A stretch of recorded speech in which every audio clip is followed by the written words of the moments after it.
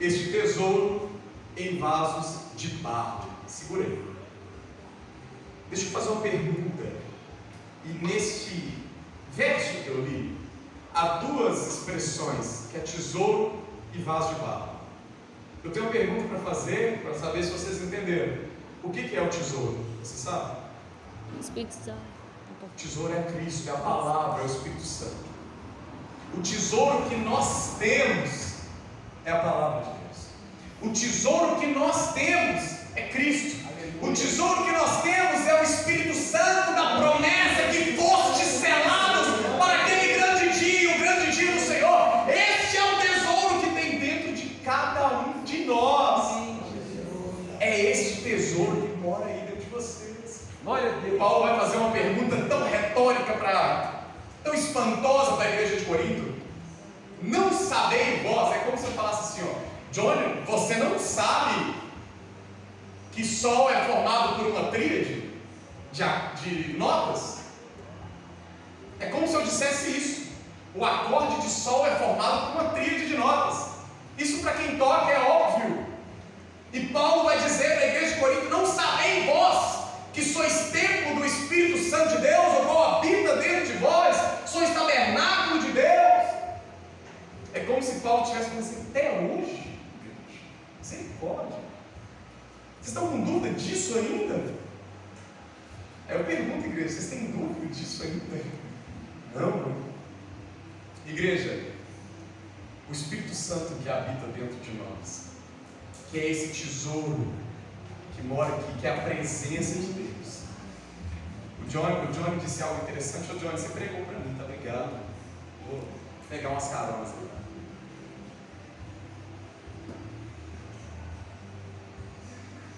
Esse Espírito Santo que mora, que habita, essa pessoa que habita dentro de nós, que é o próprio Deus morando em você, que é aquela mesma voz que fala assim para você: não faço não. Que é a mesma voz que vai dizer o seguinte: está errado. Que é a mesma voz também que vai dizer assim: meu filho, 7, parabéns. Que é a mesma voz que vai arder dentro do seu coração, e quando você percebe, você está em lágrimas adorando ao Senhor. É o mesmo Espírito que flui dentro de nós. É este Espírito que é o tesouro que habita em nós, que está dentro dos vasos de barro. Quem que é os vasos de barro? Somos nós. E falando um pouco mais do Espírito Santo, eu queria também compartilhar algo que eu descobri sobre ele e que também mudou minha vida ao longo deste período. Lá no curso de teologia eu dou aula de paracletologia. Paracletos é advogado, ao lado, junto, consolador, que é o Espírito Santo. Então, paracletologia é o estudo sobre o Espírito Santo de Deus. Eu não consigo pregar sempre dentro da palavra que eu preparo, de tudo aquilo que Deus me dá. Eu tenho que falar do Espírito Santo de Deus, porque é o que arde no meu coração. A palavra do Senhor vai dizer que o Espírito Santo é o penhor da nossa salvação. Penhor da nossa salvação. E também é o selo que nós fomos selados. Sabe o que isso significa? Sabe o que vai diferenciar quem vai ser salvo e quem não vai ser? É quem tem o Espírito Santo. Porque a palavra diz que ele é um penhor. O que é penhorar alguma coisa? Penhorar é eu pegar um valor muito alto emprestado com esse senhor aqui. Digamos que eu pego R$1 milhão com ele. Opa, eu quero. Pega R$1 milhão emprestado com ele. Ele vai virar para mim assim: qual que é a garantia que você vai me pagar? Aí eu vou falar para ele assim: eu vou deixar esse celular que vale 50 milhões. Um exemplo. Então eu pego um valor com ele e deixo algo muito mais valioso ainda com ele, com uma garantia que eu vou pagar. Agora vamos falar do Espírito Santo. Jesus, ele veio, morreu pelos nossos pecados, ressuscitou dentre os mortos. Aí é como se alguém chegasse para Cristo, é como se nós, o homem, os seres humanos, chegassem para Cristo e falassem: Senhor, qual que é a garantia mesmo que você vai me salvar? Aí fala assim: eu vou deixar o meu Espírito. aleluia, glória a Deus, aleluia. Qual que é a garantia mesmo, Senhor? O que te garante que o Senhor não vai para o céu e falar assim: o que? Vou deixar esse povo perecer com as suas próprias iniquidades? Ele fala assim: eu vou deixar o Espírito Santo da promessa, porque Ele é a garantia que eu vou buscar a minha igreja. Enquanto tiver Espírito Santo no meio de nós, enquanto tiver Espírito Santo dentro de nós, Jesus ainda não voltou. Porque o dia que Ele voltar, aí chegou o segundo ponto do Espírito Santo que eu queria falar para vocês, Romanos 8. Vai dizer o seguinte: que o mesmo Espírito que ressuscitou Jesus dentre os mortos também nos ressuscita. Aleluia.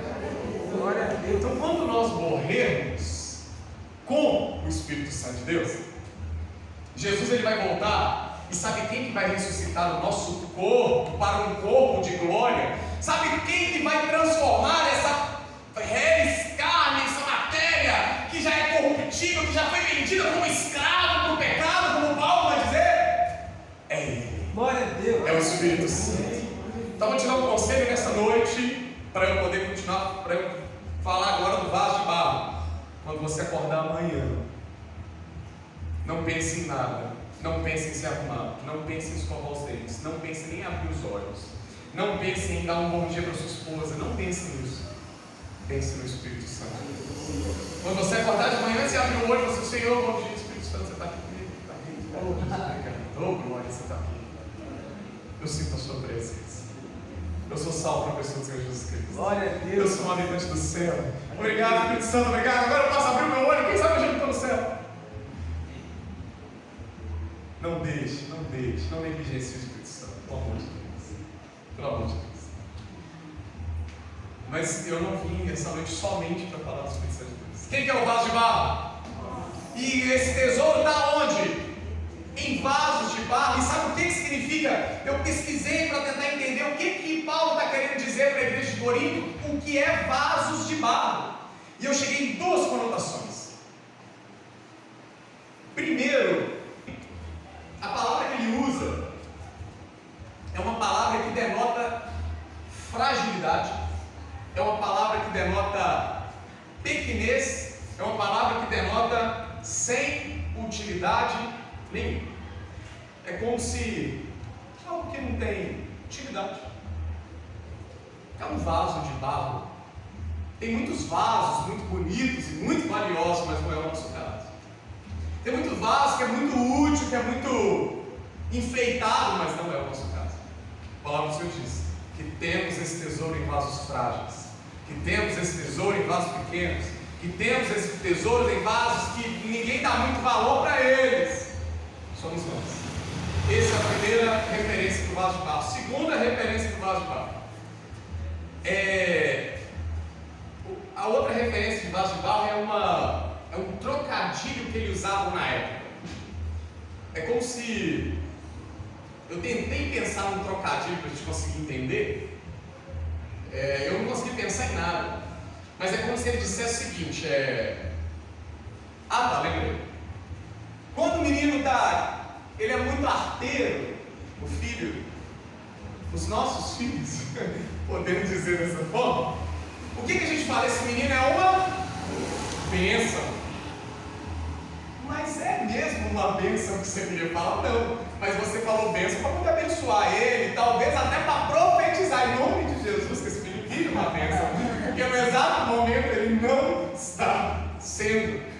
Aí a gente fala, esse menino é uma bênção, mas como um ato profético, como profetas de Deus que nós somos, profetizando bênçãos na vida dos nossos filhos. Então a gente fala: esse menino é uma bênção. Mas é um trocadilho para dizer que ele é atentado, que ele é arteiro, que ele é... Quando alguém falava assim, digamos que está passando alguém ali fora e a índole dele é duvidosa, não dá para confiar nesse cara. Não deixa ele sozinho com a igreja fechada, não, algo assim, que duvida do caráter da pessoa. Aí eles falavam assim: está passando um vaso de barro. Está passando um vaso de barro. É uma índole meio duvidosa. Igreja, tem pessoas mais duvidosas do que nós sem o Senhor. É uma coisa. Igreja, às vezes nós conseguimos passar dias, um dia sem pecar, um dia sem falhar, de tudo que nós conhecemos. Eu não estou falando de vocês, não, eu estou falando de mim. Se alguém se identificou, veio junto comigo. Porque antes de eu falar para vocês, Jesus falou comigo. Todos os dias, eu não sei você, mas todos os dias, antes de dormir que eu vou orar, tem alguma coisa para eu me arrepender. E quantos anos de crente eu tenho? 30 anos de crente. E todas as vezes eu preciso me arrepender todos os dias. E às vezes é um pecado que eu cometi ontem. E eu estou cometendo hoje de novo. E eu tenho que chegar para Deus e dizer, Senhor, me perdoa. Porque eu sou um vaso de barro, com uma característica duvidosa, com uma índole duvidosa, que não dá para confiar em mim para eu ser perfeito. Mas o Senhor não nos chamou para ser perfeitos. Não nos chamou. O Senhor nos chamou para ser santos. Jonathan, qual que é a diferença? Pô, santidade não é perfeição. Não é. Santidade não é perfeição. Santidade é eu saber que eu sou imperfeito, mas eu buscar do Senhor a sua graça, o seu poder e a sua iluminação. Buscar do Senhor a sua restauração, a sua transformação e o seu perdão. Isso me faz separado do mundo, porque santidade é separado. Porque o mundo peca e não se arrepende. Nós pecamos e nos curvamos diante daquele que amamos, que é o Senhor, e pedimos perdão. Isso é ser separado. O dia que nós perdemos isso, nós vamos perder santidade. O real sentido da palavra. Então todos entenderam. E quando Paulo junta essas duas palavras, ele dá um nó na cabeça da igreja de Coríntios, assim como deve ter dado um nó na sua cabeça. Nós temos um tesouro dentro de algo que é duvidoso na índole e no caráter. Você está juntando tesouro e ladrão, se a gente for parar para pensar.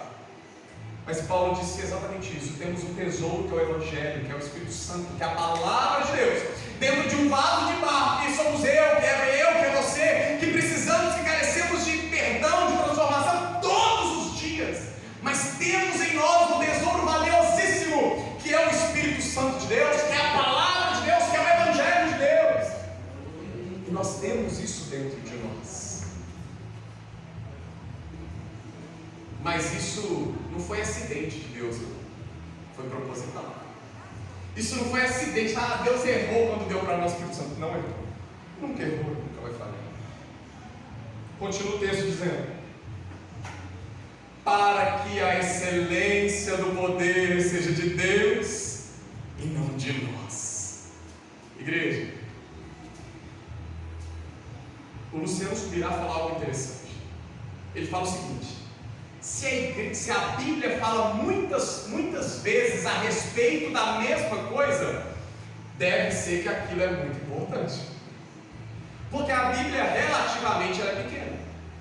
Não, John? Não, relativamente a Bíblia é pequena. Quando você imagina que ela revela um Deus eterno, ela é pequena na quantidade de escritos, não no seu poder e na sua graça, não. Mas ela está revelando um Deus que é eterno. Ela está revelando um Deus, eu quero que você consiga imaginar que a palavra do Senhor diz que Ele é onipresente, Ele está em todos os lugares. Então imagina essa terra, Deus está em todos os lugares. Se eu vir para cá, Deus está. Se eu vir para cá, Deus está. Se eu vir para cá, Deus está. E para cá, e lá dentro das moléculas, você fica infinitamente pequeno, Deus vai estar lá. Aleluia! Salmo 139 vai dizer: se eu quiser fazer a minha cama nos mais altos céus, lá Ele vai estar. E se eu quiser fazer minha cama lá no Sheol, lá no fundo do poço, no abismo do inferno, lá Ele também vai estar. Jonas vai dizer que ele clamou: Senhor, eu clamei no Sheol, no fundo de um peixe, e o Senhor me escutou. Glória. Lá Ele estava. Aleluia. Então a glória dele, a presença dele enche toda a terra. Só que acima da terra existe um céu cósmico, que acima do nosso céu tem um outro céu, que é os planetas, as estrelas. E a glória dele, a presença dele enche todos. Se eu viajar a 50 bilhões de anos-luz, 50 bilhões de anos na velocidade da luz, e eu chegar a metade do universo, lá Deus vai estar. Lá Ele vai estar.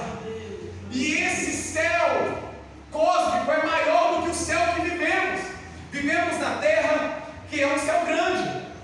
E acima do céu tem um céu cósmico que é maior que os nossos céus. Agora, uma coisa que eu vou te dizer: existe um céu ainda maior do que o céu cósmico, que é o céu onde Deus habita. Então imagina, eles falam que a extensão do universo, de ponta a ponta, é 100 bilhões de anos-luz. Isso significa que você tem que viajar 100 bilhões de anos na velocidade da luz, a 300 mil quilômetros por hora, alcançar uma extremidade na outra. E a palavra do Senhor vai dizer que tem um céu que é maior que esse céu, que é onde Deus habita. Agora sabe qual que é o mistério?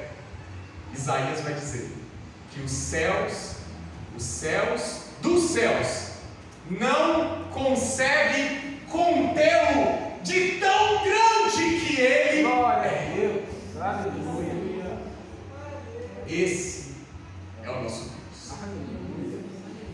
Esse é o nosso Deus. Então todo esse universo que eu te falei não consegue conter a presença dele, não consegue. Vai escapando, não dá, ele é grande demais. A gente não consegue imaginar. A gente não consegue imaginar nem a eternidade. Não, nós não conseguimos imaginar. Porque a gente acredita que eternidade é tempo. Jonathan, mas não, olha só. Eu tenho 1 milhão de anos. Eu tiro 100 milhões. Eu tenho 1 milhão de anos. Eu tiro 900 mil anos de 1 milhão de anos. Quanto que dá? Dá 100 milhões, dá 100 mil anos. Mas eu ainda vou ter 100 mil anos. Eu tenho a eternidade. Tira 1 bilhão de anos da eternidade. Quanto que dá? Eternidade. Então logo a eternidade não é tempo. Porque eu posso tirar o tempo que for da eternidade, sempre vai ser eterno. E isso é o que o nosso Deus é. Ele é eterno. Viu como nós não conseguimos compreender o que é eternidade? Porque é algo que sempre existiu e sempre é, e esse é o nosso Deus. E chega um momento que eu vou te dizer: Deus não colocou esse tesouro habitando em nós por um simples acaso. Ele não te escolheu simplesmente porque ele errou e ele queria escolher um irmãozinho do lado e você deu um tronco nele e a glória caiu em você sem querer. Não foi isso não. Deus, ele te escolheu para que quando ele te levantar, a glória não seja sua, seja dele. Ele te escolheu para que quando você ministrar, todo mundo olhe e fala assim: nossa, ele canta tão bem, ele prega tão bem, ele fala tão bem, ele ministra tão bem, porque não é você, é ele em sua vida. Por isso que ele escolheu, por isso que nós temos, por isso que a gente prega, a gente toca, a gente canta. Tem tanta dúvida nos nossos corações: mas Deus, porque o Senhor escolheu a mim? Eu sou tão pequeno, tão na dúvida, será que eu faço? Será que eu não? Cheio de dúvidas, um conflito de 1 milhão de pensamentos, de incapacidade dentro dos nossos corações. Mas ele nos escolheu porque não é nós, é ele. Aleluia. É ele, não nós. Glória a Deus. Como nós cantamos aqui: a ele a glória, a ele a glória, a ele seja dada a glória, e não a nós. Irmãos, em nome do Senhor Jesus Cristo, o que mais nós temos visto são pregadores, cantores, ministros do Evangelho achando que são alguma coisa e nós não somos nada. Jesus, ele chamou os discípulos: vocês estão curando, estão pregando, estão libertando, mas sem mim nada podeis fazer. Sem ele nada nós podemos fazer. Isso que está ardendo no seu coração não é a minha palavra, não é a palavra dele. Isso que está ardendo no seu coração não é eu, não, é o Espírito Santo. Porque a glória é dele, não nossa. Não nossa. Quando alguém tenta falar muito dele, é porque essa pessoa não é. Deixa eu voltar a dizer que se a palavra do Senhor fala muitas vezes a mesma coisa, porque aquilo é importante. Escuta só, eu fiz uma questão de fazer algumas anotações. 1 Coríntios 4,18 vai falar assim: que não devemos andar ensoberbecidos como se pessoas andassem conosco, como se dependessem da nossa palavra. 2 Coríntios 5,2 vai dizer assim: vocês estão ensoberbecidos e muitas das vezes entristecidos, como se dentre vós fosse tirado quem cometeu tal coisa, falando de um pecado que havia acontecido no meio. 1 Coríntios 13,4 vai dizer que o amor é sofredor, é benigno, não é invejoso, e ele não se ensoberbece porque ama. Tem gente que se gaba porque ama, se acha porque ama. Ô igreja, eu preciso que vocês entendam, o pastor João não vai nem deixar eu voltar aqui de novo. Eu preciso que vocês entendam uma coisa: nenhum amor que você ama é seu. Jonathan, onde você viu isso? A palavra do Senhor vai dizer que devemos amar.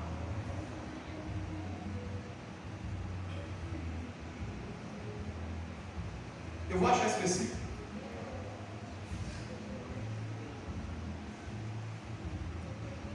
2 Coríntios capítulo 5.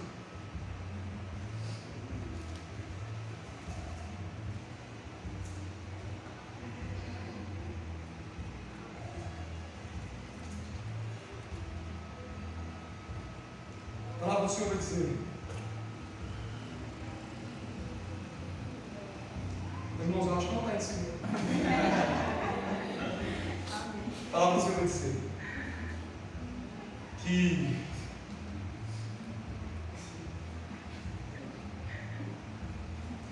o amor do Senhor está derramado nos nossos corações através do Espírito Santo de Deus. O amor de Deus. Você acha que você consegue amar o seu irmão? Você acha que você consegue amar? Deixa eu contar uma história para vocês. Jesus chama os seus discípulos. Eu preciso de tempo.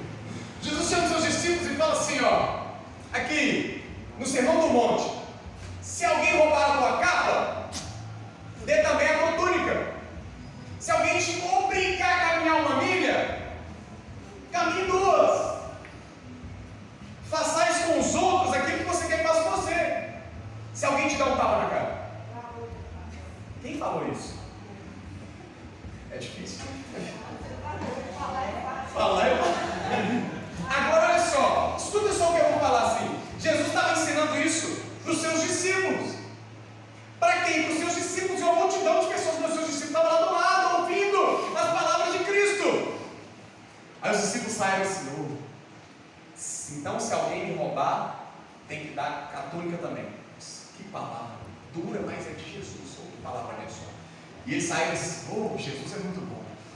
Aí passa pouquíssimo tempo depois, vem uma comitiva com Malco liderando, o servo do sumo sacerdote. Pedro tira a espada e papo!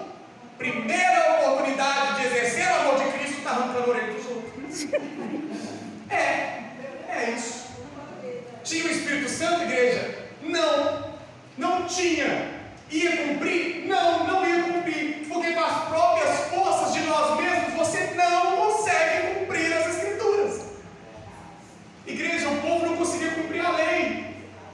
Porque a lei era pesada e o homem era ruim demais. O homem era ruim, a lei era perfeita. O homem era ruim, a lei era perfeita. Não tem como alguém errado cumprir algo que é perfeito. Simples. Jesus veio e resolveu isso. Trouxe o Espírito Santo de Deus, que não é pela sua força, é pela graça de Deus. Agora, escuta só, uma outra história. Essa é maravilhosa. A palavra do Senhor vai dizer em Atos que Pedro e os discípulos reúnem eles e falam assim: gente, a gente está perdendo muito tempo, porque é muito trabalho. Como que eu vou meditar nas Escrituras para pregar a Cristo se eu estou fazendo esse monte de coisa? Os discípulos não conseguem ficar quietos, tem que orar e tem que expulsar. Vamos escolher algumas pessoas, colaboradores, homens cheios do Espírito Santo de Deus, para serem diáconos, para nos ajudar. Então o Espírito Santo começa a falar: eles começam a reunir. Estevão era um deles, diácono, cheio do que, igreja? Cheio do que, igreja? Então Estevão era um dos diáconos ali que foram revelados pelo próprio Espírito Santo, que era cheio do próprio Espírito Santo. Aí levantam 2 falsas testemunhas. Ser falsa testemunha, então o que eles testemunharam também era falso. Mentira contra Estevão. Em cima de uma mentira, o Sinédrio o condenou. E o momento que ele era para se defender, ele começa a pregar a Cristo. Final da história. Sentença: pedrinha preta, apedrejamento. Quando eles estavam apedrejando Estevão, e ele quase morto, ele olha para os céus. Ele vê os céus abertos. E ele vê Jesus assentado ao lado do Deus Todo-Poderoso. E ele faz uma oração, cumprindo o que Jesus havia pregado no Sermão do Monte: Senhor, perdoa-os, porque eles não sabem. Igreja, sem o Espírito Santo, não podemos fazer nada. Não podemos. Não tenta amar o outro sem o Espírito Santo. Não tenta amar o seu inimigo como Pedro tentou fazer com uma espada, que vai dar errado. Ame com o Espírito Santo. Santo, é Ele que flui amor de dentro de você. É Ele que consegue fluir um amor de dentro de você por alguém que está na sarjeta, drogado, acabado, destruído pelo pecado, pelo diabo. É só o Espírito Santo que consegue fluir esse amor de dentro de você. Um amor que você ama uma pessoa sem que ela te dê nada em troca, porque o amor do homem ele é interesseiro. Quem sabe quantas pessoas tem para dar é que essa pessoa é querida. Assim como o filho pródigo. Quando chega o tempo ruim, o dinheiro acaba, cadê os amigos? Some. Mas o amor do Espírito Santo, o amor de Deus nos nossos corações, através do Espírito Santo de Deus, faz-nos amar como Deus ama. Aleluia. Então não tenta amar com as suas forças, não. Ame com o amor do Espírito Santo de Deus. Gente, vamos continuar. Vocês estão me atrapalhando. Então eu estou brincando. Eu que me atrapalho. Então, igreja, esse tesouro que vocês têm, essa graça, essa glória, esse louvor, a presença, a palavra, é para que a glória seja dele e não de nós. Seja dele. Igreja, eu estou aprendendo a honrar Deus em tudo. Eu recebi uma promoção no meu trabalho, lá coloquei no meu LinkedIn. Agradeço primeiramente a Deus, que é a fonte da minha graça, é a fonte do meu talento, é a fonte de tudo que eu tenho. Jonathan é um site profissional no LinkedIn, não interessa. Aleluia. Ele é a minha essência, Ele é a minha fonte, Ele é tudo que flui de bom em mim é Ele. Charles Spurgeon vai dizer: tudo de ruim que você vê, tudo de bom que você vê em mim é Deus. Aleluia. Tudo de ruim é eu. Tudo de bom que tem em você é Deus. Se eu ver alguma coisa de ruim no Johnny, nossa, isso é estranho, é Ele. E se eu ver alguma coisa de bom no Johnny, é Deus. Aleluia. Jesus ele disse, eu repeti, eu já disse isso hoje: sem mim nada podeis fazer. Então vocês entenderam que nós somos frágeis, vocês entenderam que nós temos uma índole duvidosa, um caráter duvidoso, mas mesmo assim habita dentro de nós um tesouro excelentíssimo, e a glória desse tesouro é de Deus e não nossa. E esse vaso de barro é assim para que Ele seja glorificado e não nós. Voltando a dizer, igreja, a palavra fala muito que Deus abate o soberbo. Muito. Então toma muito cuidado. Não fica achando. Ô, igreja, o Johnny está de prova. Todas as vezes. O que eu vou falar vai espantar vocês, mas eu acho que vocês são igreja madura, amém? Amém. Vocês estão preparados para ouvir? Amém. Amém. Uma vez eu ministrei lá na igreja e o fogo desceu. Glória. Isso foi quem? Foi Deus. Aleluia. Não fui eu. Não foi Deus. Aí eu desci assim no banco, quando eu sentei, quem estava me esperando lembrar, lá embaixo era o diabo. Quando eu sentei, esse diabo assim: você ministra demais. Que ministração, que fogo, hein? Não, estou mentindo, John, não acontece isso não. Não acontece isso não, uma voz aveludada lá no seu ouvido, falando assim: que isso, hein? Como que você faz isso bem? O diabo faz isso, o diabo faz isso. João Batista, 400 anos sem Deus falar na terra através de um profeta, surge um profeta com peles de animais, comendo gafanhoto e mel silvestre, pregando uma palavra: arrependei-vos, porque é chegado o reino dos céus. Aí vem uma voz aveludada no ouvido dele e fala assim: ó, você não é o cara que prepara o caminho, não. Você é o caminho. As palavras que você está pregando só pode ser do Messias, não pode ser de você. João capítulo 1 vai dizer o seguinte: Ele preparava o caminho, mas Ele não era o caminho. Ele chegava para Cristo e falava assim: ó, Ele é o Cordeiro de Deus que tira o pecado do mundo, não eu. Eu vos batizo com água, mas vai vir uma voz que vos batizará com o Espírito Santo e com fogo. Virá uma voz que eu não sou digno nem de carregar, desatar, não interessa a tradução, mas eu não sou digno nem de tocar em suas sandálias. É a Ele a glória. Aleluia. Igreja, então tome muito cuidado, porque Deus tratou isso comigo de uma forma muito clara. Todas as vezes que eu deixo o culto abençoado ao seu Deus, a glória é tua. Não adianta louvar a glória a Deus. Glória a Deus. Foi Deus. Você é bobo, senhor. Você é bobo. Você não viu, não? Era Deus que estava lá, eu estava aqui no banco. Agora eu faço brincadeira, gente, isso é bobo. É Deus que fala, é Deus que prega, é Deus que transforma, é Deus que ministra, é Deus que derrama a sua unção e o seu poder na igreja. A igreja é dele, não nossa. Aleluia. Aí, verso 8, e eu vou dar uma acelerada só para não atrapalhar vocês. Verso 8: em tudo somos atribulados, porém não angustiados. Igreja, agora eu preciso que você preste muita atenção. Já foi dito, deixa eu ver meu água. Então, igreja, glória ao Senhor. Glória a Deus. Aleluia. Aleluia. Te adoramos, Senhor. Glória a Deus. Em tudo nós somos atribulados, porém não angustiados. Olha que interessante. E eu quero fazer um paralelo e eu já estou na reta final. A tribulação, ela vem de onde? Ela vem de dentro ou de fora? De fora. De fora. E a angústia, ela é dentro ou fora? Então escuta só o que eu vou te falar. O que é que você tem dentro de você? Espírito Santo. Um tesouro, o Espírito Santo. Sabe o que Paulo está querendo dizer para a igreja de Coríntios? Em tudo você será atribulado. Sabe o que é tribulação? Eu anotei aqui, deixa eu ver. A tribulação é um sofrimento, é uma aflição, é acontecimentos desagradáveis ou penosos.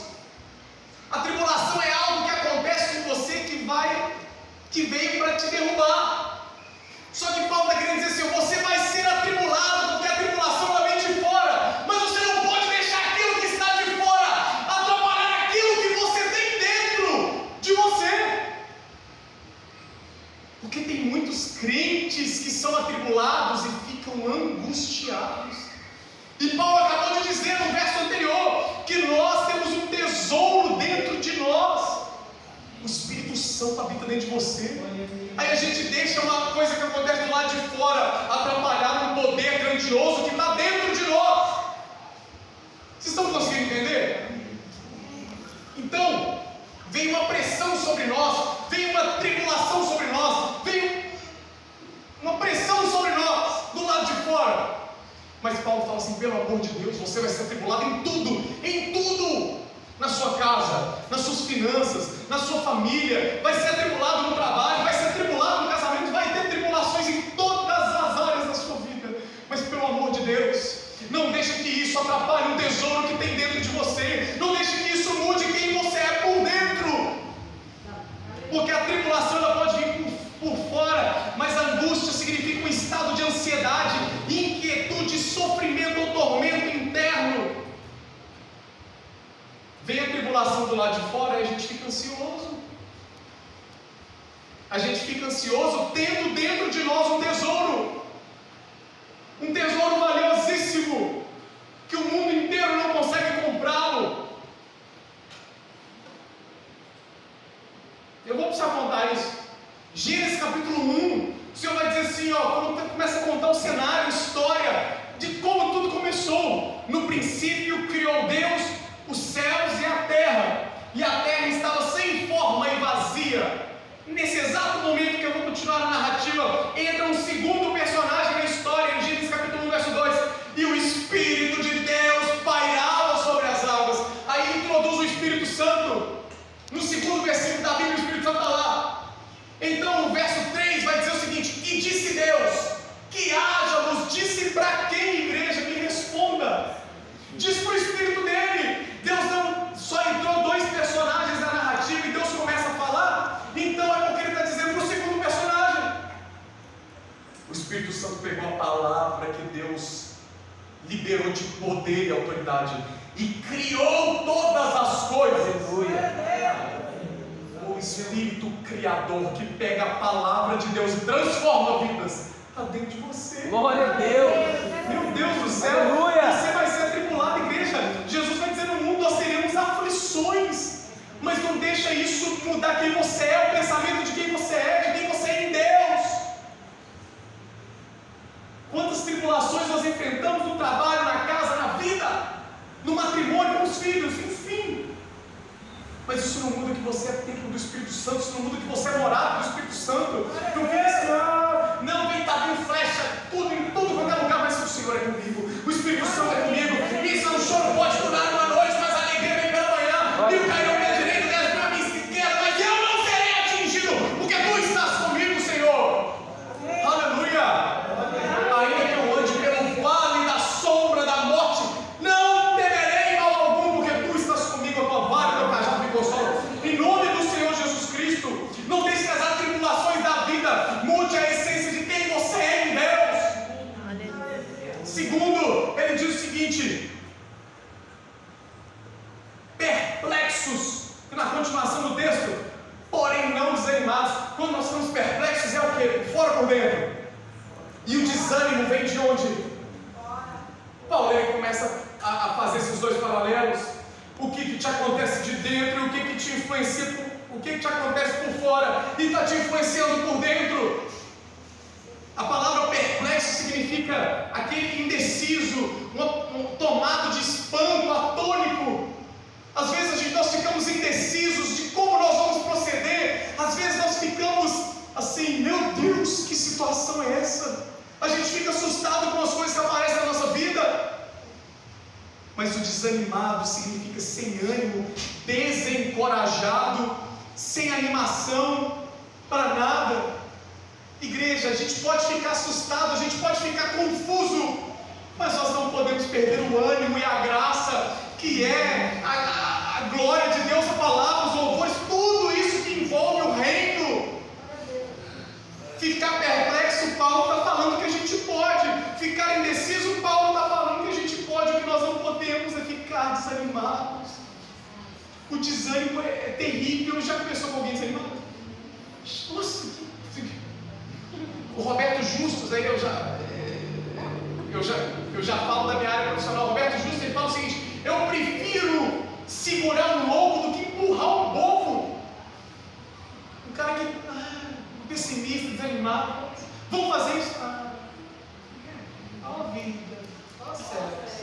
Nossa, meu Deus do céu, nem parece que foi resgatado do império das trevas, nem parece que hoje está na graça de Deus e vive no reino do Filho da Luz, nem parece que é morador do céu.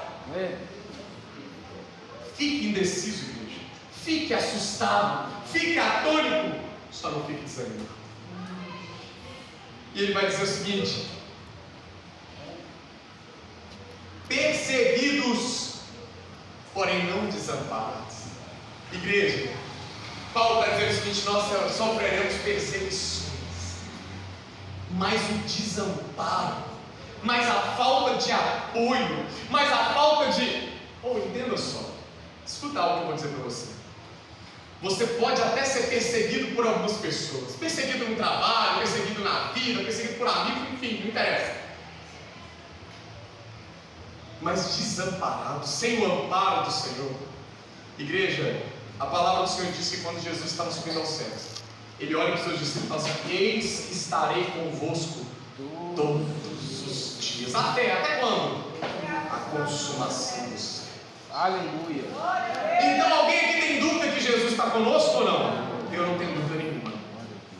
Mas o salmista Davi vai dizer o seguinte: Deus é o meu refúgio e fortaleza. Socorro o quê? Na hora da angústia, Ele é mais angústia. Escuta o que eu vou te falar nessa noite. No momento Jesus está conosco a todo momento, mas no momento que você mais precisar dele, Ele é bem presente para te auxiliar, para te amparar, para te resgatar. Então você pode até ser perseguido, mas aquele que te ampara sempre vai estar do seu lado. Mas aquele que te auxilia sempre vai estar do seu lado. Pedro estava a um braço de distância de Cristo quando afundou no meio das tempestades. E ele ergueu ele em Cristo. Nunca vai estar a um braço de distância de você quando você clamar por ajuda. Ele pode até falar que você tem pouca fé, mas ele não vai deixar você desamparado. Eu estou terminando. E para finalizar, abatidos. Igreja, maravilha, né? Quantas situações. Sabe o que significa bater? Significa lançado ao chão. prostrado, rastejando. Igreja, Jó ficou totalmente abatido, rastejando ao chão, coçando suas feridas com telhas, cacos de telhas.